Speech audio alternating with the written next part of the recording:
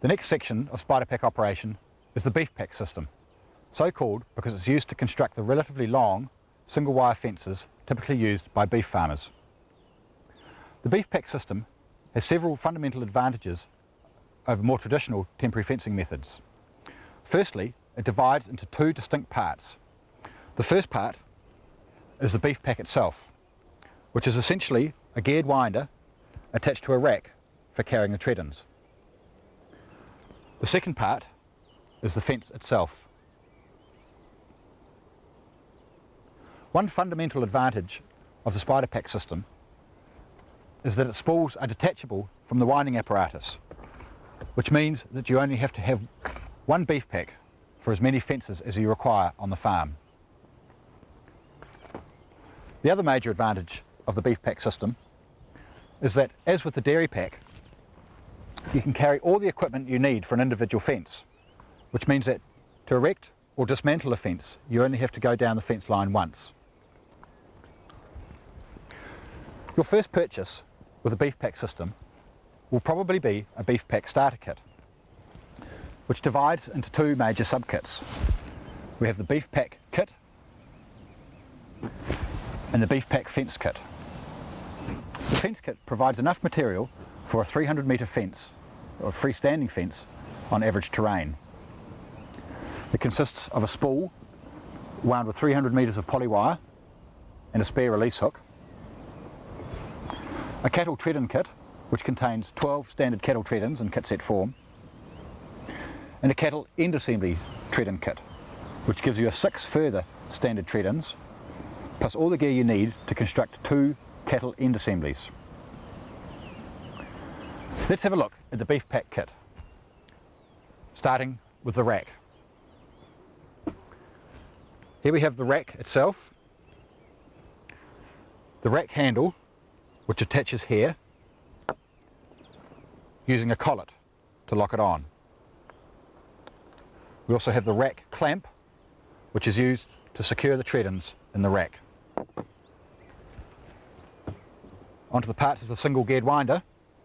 The single geared winder has a gearbox, which has a crankshaft, a spindle, and 2 docking boxes. The winder also has a crank, a spindle lock, which locks the spindle, a crank locking disc, a chuck which mounts on the spindle and onto which we mount the spools, a guide for tracking the polywire onto the spool, and a chassis for connecting the single geared winder to the rack. Let's assemble the single geared winder. The first step is to pop the spindle lock onto the crankshaft. Make sure it's on the right way so that it locks onto the 2 flat pieces at the end of the spindle. Next, insert the crank into the crankshaft, and supporting this end of the crankshaft on a wooden buffer, tap the crank in.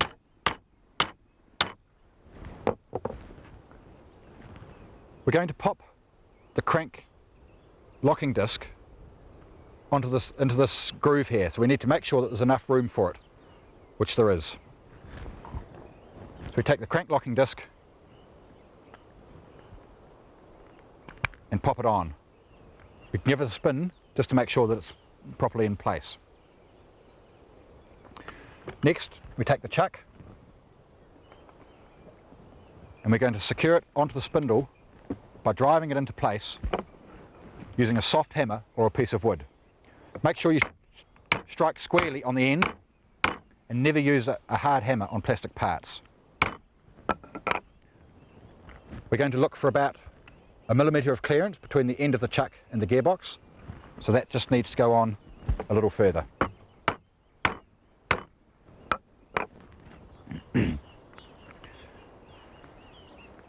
There's a white cross marked on the bottom on the end of the guide, which aligns with the white cross on the gearbox.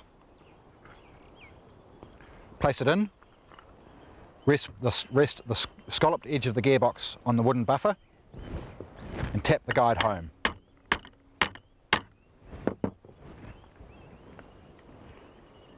If the guide comes to the end of the docking box, it's in far enough. Finally, we need to drive the chassis into this other docking box, and in this case we really can't go wrong. Once again, resting the scalloped edge on our wooden buffer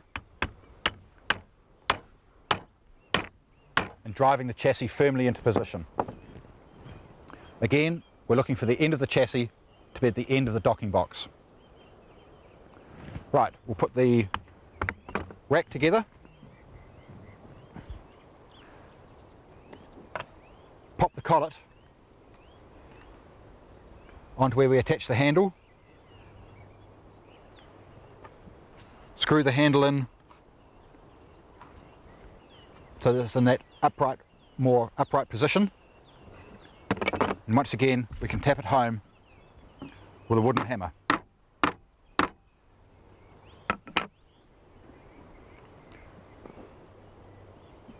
Take the rack clamp, and what we need to do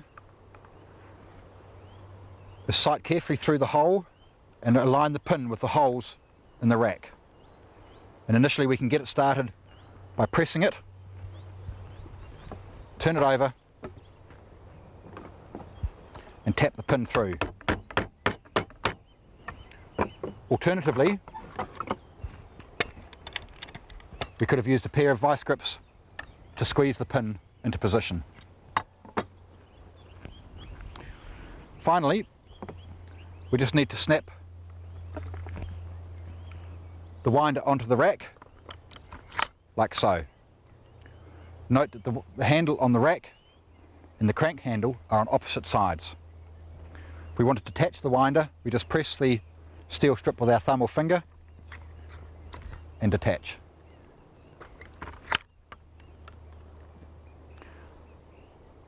That's the beef pack. Let's have a quick look at the tread-ins. The 18 tread-ins used with the beef pack fence kit are exactly the same as for the dairy pack system, but I'll just quickly put one together for you to remind you of how it goes. Thread the pedal on, align the thick end of the wedge with the red mark, press the pedal down, tap it home. Wedge through the body, thread both pieces on, applying pressure with finger and thumb to keep them in the neutral position, and aligning the clip to the opposite side of the pedal. Right, let's go and have a look at the end assemblies. The end assembly tread-in kit comes with two release hooks, which can be used to attach the either end of the temporary fence directly to a permanent fence. In that case, you can use the end assembly parts to construct a braced, or simply by the virtue of their long pin pedals, more secure corner assemblies. As we saw before, the end assembly is made up of a stay post and the more upright one being the anchor post. The end assembly uses special pedals with long pins.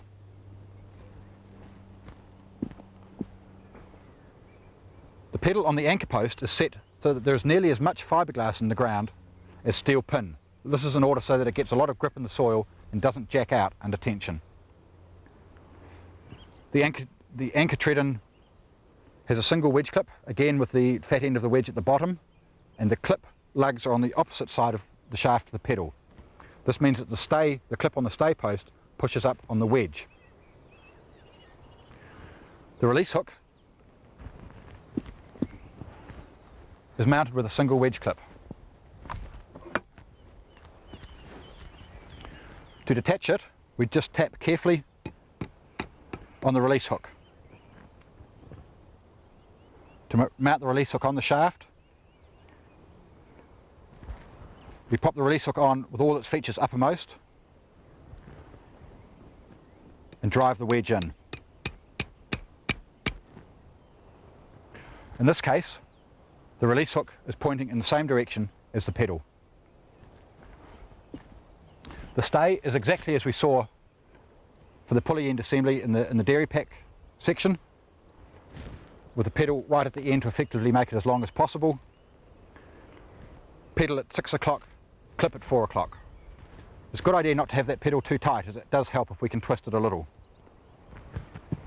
Right, let's go and load up our rack.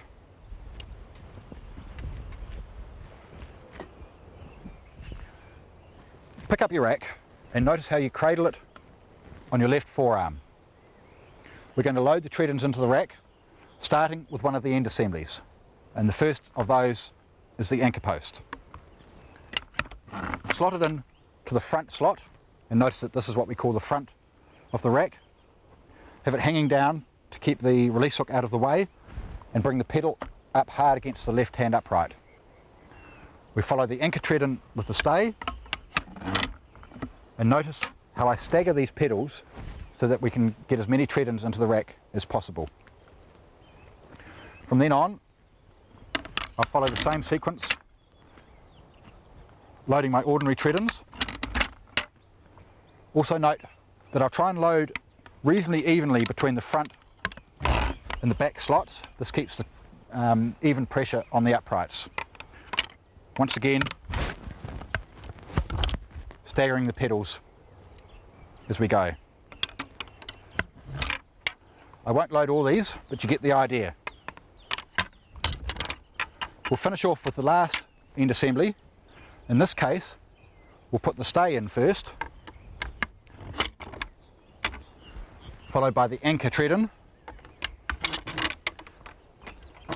That keeps the release hook out of the way once again. And we can lock the rack like so. All we need to do before we can go and put up a fence is now attach the spool. Before doing that, I'm going to lock the crank in about the 10 o'clock position. And to do that, I'll swing the locker over, press on both until they snap into position. I'll unwind the nut on the chuck until it gets to stop, making sure that I don't force it past the stop. Take the spool, and with the poly wire at the top and heading in the direction of the guide, I'll snap the spool on. To get it ready to put up a fence, I'll adjust that nut until there's just a little bit of frictional braking on the spool. Right, we're ready to roll. Right, let's put up our fence. We're going to fence in this direction, which I'll indicate with this fiberglass shaft, so that you can once again see the relationship between the stay and anchor tread ends of the end assembly. Also, we'd normally be setting the end assembly up against an existing fence, which I'll represent with this poly wire here. Once I've set the end assembly, I'll pin it down so that you get a better view of what's going on. First step, we need to unlock the clamp on the rack, take out our first end assembly tread ends, lock the rack again, and lay the pack down on its front, pointing in the direction that we're going to be putting up our fence. Once again, assemble the end assembly, the anchor post angling back about 10 degrees. Again, allowing for a travel on the pin, and the stay set out about 10 centimetres to the right. In a more upright position, and down to the left.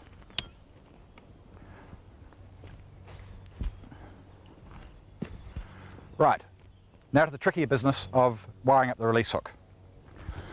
Through the poly wire through the guide on the beef pack, bring it up to the release hook, and leaving yourself quite a generous tail, follow the instructions that are engraved on the top of the lugs. 1 through here, 2, 3 through the middle and round the back, and when you come to 4 it says 4 on top. That means this time the poly wire comes around, bring it above the poly wire that's already there, not underneath, above. And 5 is through the gap again, behind this little lug and out to the front. If I give some pull release sequences, you can see that the tail of the poly wire gets dragged through, but if I pull it tight, it locks. If we leave a tail of about that length, when we come to dismantle our fence, we go to the spool end and give a series of pulls, and bingo, the free end of our temporary fence is released. Wire it up again. As polywire gets old, it's a bit harder to pull through, so you need to leave a shorter tail. But in this case, about there is right. We go over, pick up the beef pack with our right hand, and once again cradle it on our left forearm. Note that we've got the crank in the approximately 10 o'clock position and just a little bit of drag on the spool. Too much drag and it's too tricky to clip onto the polywire, and it's also wear the chuck out more quickly.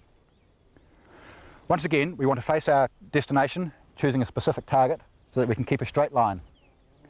And it's a big help, again, as with the dairy pack, if we can clip onto the polywire without looking at what we are doing. We'll go through the drill again.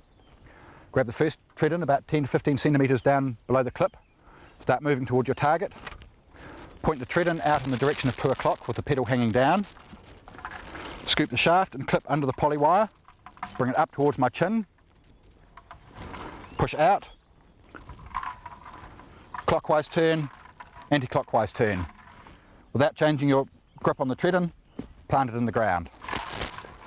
Again, out, under, up, out, turn, turn. Keeping our eyes on the target and moving throughout the operation.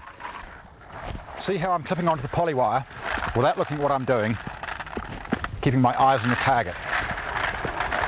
Also note that I'm taking the tread-ins out of the front of the rack first to leave my tread-in assembly posts free for when I get to the end. When we get to about within 4 metres of the end of the fence, we want to unload the spool. So we unwind the chuck adjusting nut back to its stop, taking care not to go past that stop. Snap the polywire out of the guide and snap the spool off the chuck by pushing on both sides with your hand and your leg. If you just push on one side, it tends not to want to move.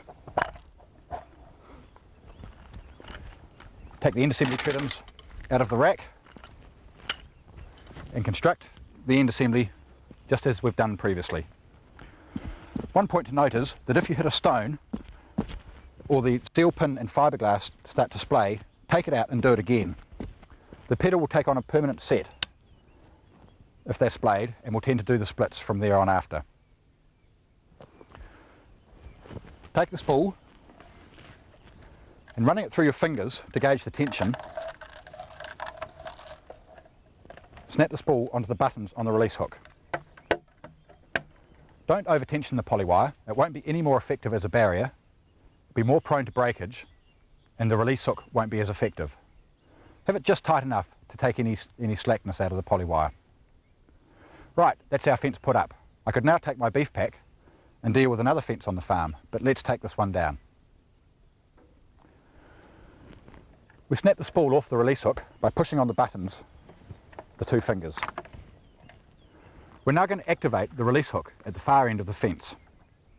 The best technique to do this is to take the spool in our left hand, grab the polywire with our right, making sure there's a good bit of slack between both our hands.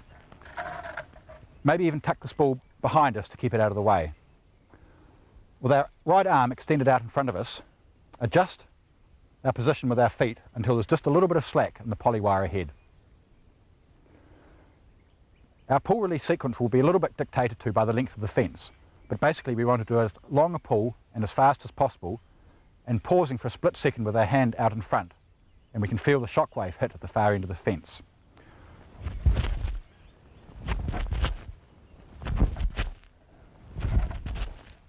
And there we have it released. Make that action as much of a whiplash as you can.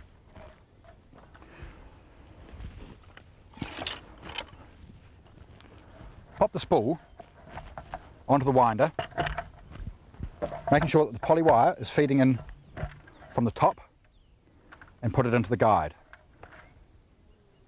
To remember that, a good call is behind the loop and over the end.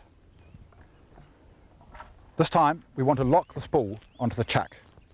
So making sure that our spindle lock is on We wind the chuck up, and especially as we get to the end, hold the spool firm. There, that's our spool firmly attached to the chuck. Unlock the spindle lock, and tucking the rack under our arm to keep it firm, we can wind in the poly wire. We can wind at a moderate speed, but not over fast, because we run the risk of the poly wire getting caught around a tread-in. We also move the rack from side to side to feed the poly wire evenly onto the spool. If the poly wire does catch around a tread-in, don't keep winding on the crank handle. Reach forward and pull the poly wire directly. Remember, it's a winder, not a winch.